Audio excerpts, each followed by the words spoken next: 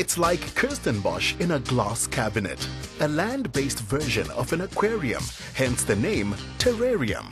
When Denny Mo moved to South Africa from Hong Kong 12 years ago, he brought some of his lifestyle with him in these quaint treasures. Out of all the different landscaping forms you get, why would you recommend terrariums? Well, I'm from Hong Kong and I lived on the 60th floor of a building, so I hardly ever saw the sun. I never saw much trees, and I never really got to enjoy the outdoors at all. So terrariums was a really amazing way to actually bring the outdoors into your home. I think the most special thing from a terrarium that I got was the fact that every morning before I left my house, I'd open a terrarium and I'd smell it, and it smelled like a forest. It made me smile before I actually went anywhere.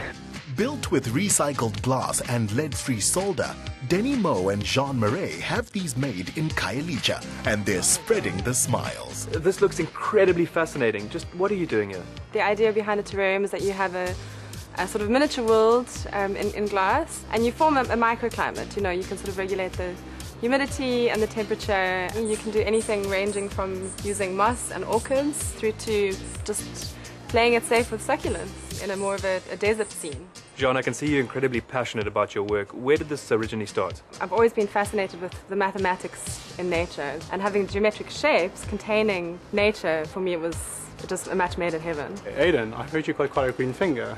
Yep. Should we go plant one? Roll up the sleeves right now. Let's do this. A desert succulent theme is right for open glass and a closed system for tropical moss.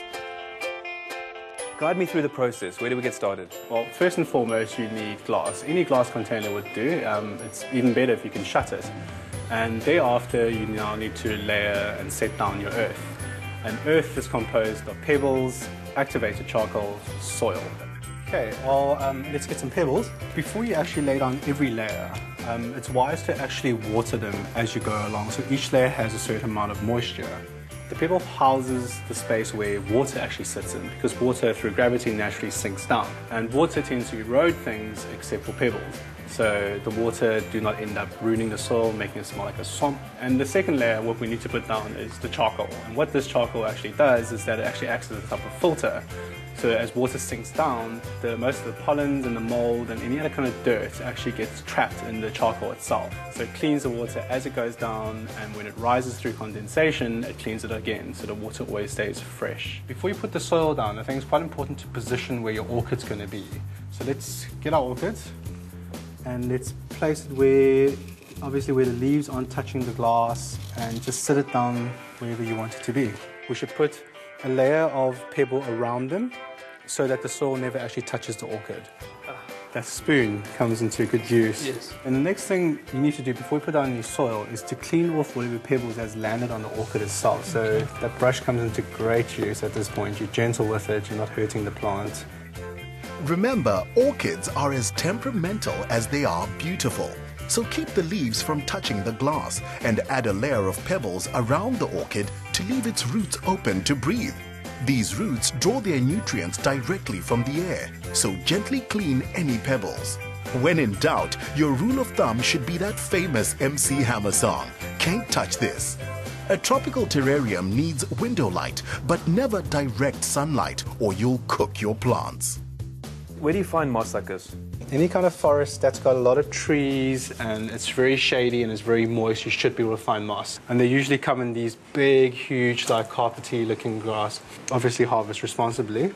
Well, you kind of just carpet them along so that you're covering it. Kind of push it in there to make sure it's... Yeah, not too hard, make sure it's touching the soil. And then thereafter use a brush to push it in without actually hurting the moss itself. Hey guys, hey, wow, Jean. those look amazing. Yeah, not bad for a first effort. Sure. I see you've also got a terrarium.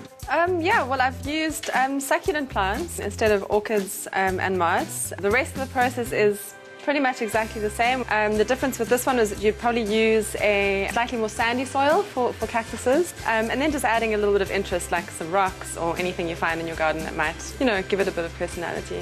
The succulent one requires a lot less maintenance, so I'd definitely recommend them for beginners if you want to start out building your own terrarium. Well, guys, I've thoroughly enjoyed this process, so just want to ask, can I take my terrarium home? Well, Aidan, actually, we have a special gift for you from Angles and Earth, and it is your very own top billing terrarium. Wow, look at that. It's the toppling film crew with you in the blue suit. But it's just a little bit bigger though.